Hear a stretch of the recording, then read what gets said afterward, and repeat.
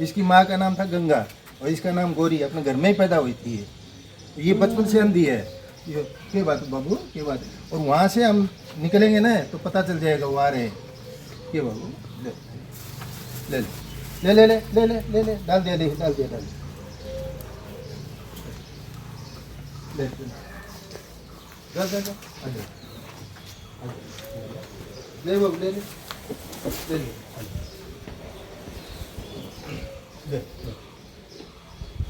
बहुत ही प्यार और मार्मिक तरीके से, जैसे कोई इंसान अपने बच्चों को कहता है कि बाबू रोटी खा ले, खाना खा ले, बिस्कुट खा ले, ठीक वैसे ही एक अंधी जो बचपन से ही, जन्म से ही अंधी थी, ऐसी एक गाय जो मैं आपको दिखा रही हूँ, काले रंग की, बहुत ही खूबसूरत गाय। और ठीक उसके पीछे और एक गौ माता है। गाय तो हम जैसे कहते हैं, लेकिन वाकई में ये हमारी गौ माता है, जिसके बिना हम सनातनियों का, हम हिंदुओं का घर अधूरा रहता है, हमारा हर काम अधूरा होता है। तो आप देखिए कि किस तरीके से आज के इस दौर में एक गाय जो जन्म से अंधी है, उसको इतने साल हो गए उनके मालिक को देखते हुए। और दूसरी जो मैं आपको दिखाना चाहूँगी कि पैर जिसके एक पैर से वो चल नहीं पाती हैं, एक पैर या दो पैरों से, शायद एक पैर भी थोड़ा सा लंगड़ा है। और मैं पूरी कहानी और पूरी बातचीत इनसे सुनूंगी कि क्या कहानी है। और सुबह शाम दोपहर हर वक्त इनकी सेवा में तत्पर रहते हैं।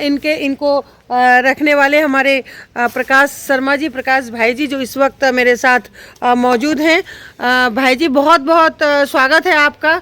तो बताइए कि किस तरीके से आप इनकी, जो मैंने देखा कि बहुत ही मार्मिक कहानी है और आज के दौर में एक प्रेरणा है लोगों के लिए, बताइए कि किस तरीके से आप देखभाल करते हैं और क्या कहानी है। वैसे मेरा शौक है पर्यावरण से।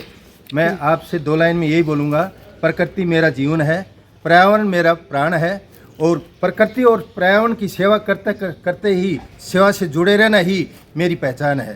बिल्कुल, एकदम सही। नाम का भूखा नहीं हूँ, गौ सेवा का भूखा हूँ और पर्यावरण का भूखा हूँ। ये रोड पे जहाँ जितने पेड़ दिखाई दे रहे हैं, सब अपनी सेवा से हुए हैं। मैंने इनको मतलब जब तक ये बड़े नहीं हो जाते थे तब तक एक बच्चे के जैसे इनकी सेवा की है। आप वहाँ से चले आ रहे हैं, देख रहे हैं जितने भी पेड़ हैं, सब ने आज कम से कम 2012 से मैं जुड़ा हूँ ये प्रकृति से।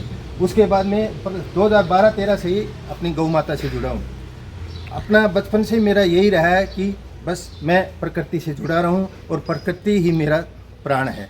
बिल्कुल सही बात। गौ माता के ऊपर में मैं ऐसे लिखने का शौकीन हूँ, कुछ कविता वगैरह लिखता हूँ और अपनी गौ माता के बारे में कुछ विचार आपके सामने प्रकट कर रहा हूँ। जी बोलिए। एक माँ हमें जन्म देती है और दूसरी गौ माता हमें अपने जीवन जीने का पूरा साधन हमको उपलब्ध कराती है। बिल्कुल। क्योंकि गौ माँ तो जन्म देती है, 6 महीने 12 महीने हमको दूध पिलाती है और गौ माता हमें दूध पिला कर हमको इतना कि पूरा जीवन भर हमको अपना पुष्ट बनाती है। फिर दोनों माताओं में फर्क क्यों? क्योंकि अगर अपने किसी अपनी माँ का या किसी का भी कुछ हत्या हो जाए तो वो अपराध माना जाता है, और माँ की, गौ माता की हत्या की जाती है, उसका कोई अपराध नहीं और कोई रोक टोक नहीं और कोई कहीं कानून नहीं बना रहा है। इसलिए मेरा सभी से यही अनुरोध है कि अपनी जीवन धारा सुधारो, नहीं तो एक दिन ऐसा आएगा उन बुच्छड़खानों में गौ माता की जगह कोई अपना एक होगा। बिल्कुल सही बात। आज मैं गौ माता के ऊपर में कुछ 4 लाइनें आपको सामने सुनाकर आपको समर्पित करता हूँ। गौ माता कहे पुकार के, गौ माता कहे पुकार के, एक दिन ऐसा आएगा मैं हंसूंगी तू रोएगा, मक्खन कहाँ से खाएगा, तुझे मुझ पर रहम नहीं तो बुच्चड़ खानों में ढकेल दिया, तेरा दिल क्यों नहीं रोया जब मेरा कत्ल कर दिया, जब मेरा अस्तित्व मिट जाएगा तू मुक्ति कैसे पाएगा, हे गौ माता के हत्यारों सुन लो अर्ज मेरी, सुर्खियों में रही है गौ माता हमारी, बुच्चड़ खानों में गौ माता को तड़फा तड़फा कर मारा, कोई नहीं रहा इसका रखवारा, सबने किया किनारा, संतों ने किया विरोध, इन्हें भगा भगा के मारा, किसके पास अर्ज लेकर जाएं कोई नहीं सहारा, अगर हो भारत माता के सच्चे लाडले तो कर लो प्रण करारा, प्रकाश कहे गौ माता की रक्षा करेंगे ये प्रण है हमारा, मांगने पर सब कुछ मिलता है पर मौत नहीं मिलती, मांगने पर सब कुछ मिलता है पर मौत नहीं मिलती, वो बदनसीब हैं जिनके हाथों गौ माता की सेवा नहीं होती। जय हिंद, जय भारत, बहुत बढ़िया, बहुत बढ़िया।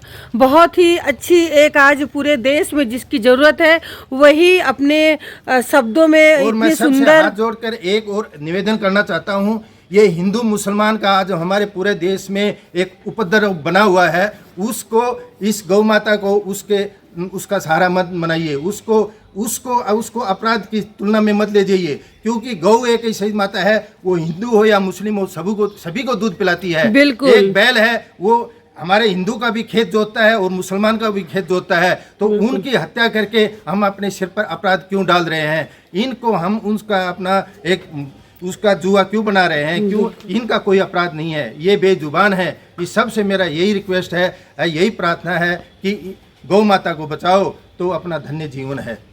इनके बारे में मैं जानना चाहूंगी सर आपसे कि क्या इसकी कहानी है कि बचपन से ही घर में पैदा हुई थी जी। आज से कम 13-14 साल पहले। जी। उनकी माँ को हम लेके आए थे, उनका नाम रखा था हमने गंगा जी। वो हम लेके आए थे। तो पहले ये बच्ची पैदा हुई छोटी, तो हमने पता नहीं था, ये बचपन से जब पैदा हुई तब अंधी थी। अच्छा। तब बाद में पता चला कि इसको दिखाई नहीं देता है। फिर बाद में वो हष्ट-पुष्ट थी, अपने हाथ से मनोरंजन में कूद कूद के वो अपना पैर को सामने निकल गया, तो उसके ऊपर हजारों रुपया खर्चा किया, वो ठीक नहीं हुआ। अच्छा। उसके बाद में इन्होंने भी घर में बच्चा, फिर कोई बीमारी आया जिसको खूमुरी बोलते हैं, खूमुरी, वो उसके चलते वो माँ चल बसी। हमने अपने ही जमीन में अपना वहीं उनको वहाँ पर शहीद दफना दिया, अपना कहीं किसी को हम जिम्मा नहीं दिया, हम अपना घर में रखे। फिर ये जो हो गई तो इनके साथ में फिर ऐसा हुआ कि हमारा घर में सब असमर्थ हो गए, सेवा के लिए असमर्थ हो गए, हमारा वाइफ बीमार हो गया, सब बच्चे।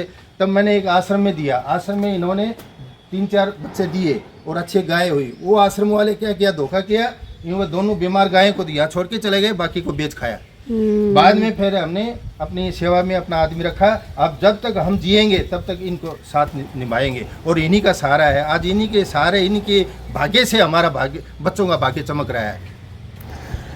तो इस गौ सेवा जो आप इतनी मन और तन धन से लगा करके कर रहे हैं भाई जी, तो मैं आपसे ये और जानना चाहूँगी कि आप सिलीगुड़ी जैसे शहर में जहाँ इतने गौ भक्त हैं, जहाँ एक तरफ गौ चिकित्सालय खुल रहे हैं, गौशालाएँ खुल रही हैं, तो क्या कहना चाहेंगे आप इस तरह की जो हमारी गौ माता है, जिनके की सारी सभी से आग्रह करूंगा, सभी को गौ माता को बचाने के लिए सबको सामने आना चाहिए। ये जरूरी नहीं है कि हमारा घर घर में गौशाला खुल जाए, है। हम जहाँ भी हम चलते हैं, कदम कदम पर हमारी गौ मिलते हैं। अगर हमारे घर के सामने से गाय निकल रही है तो उस पर गर्म पानी मत फेंको, उस पर ठंडा पानी मत फेंको, उससे डंडा से मत मारो। तुम्हारा हो सके तो एक रोटी या घर में दाल भात हो तो खिला दो, वो भी नहीं खिलाया तो कम से कम पानी पिला के उसको विदा कर दो। वो भी नहीं होता है तो कुछ घास उस पाट के वो डाल दो, वो भी नहीं होता है तो कम से कम उसको मारो मत, उसको छोड़ दो, है। बस वो किसी को है ना नुकसान नहीं पहुंचाती है।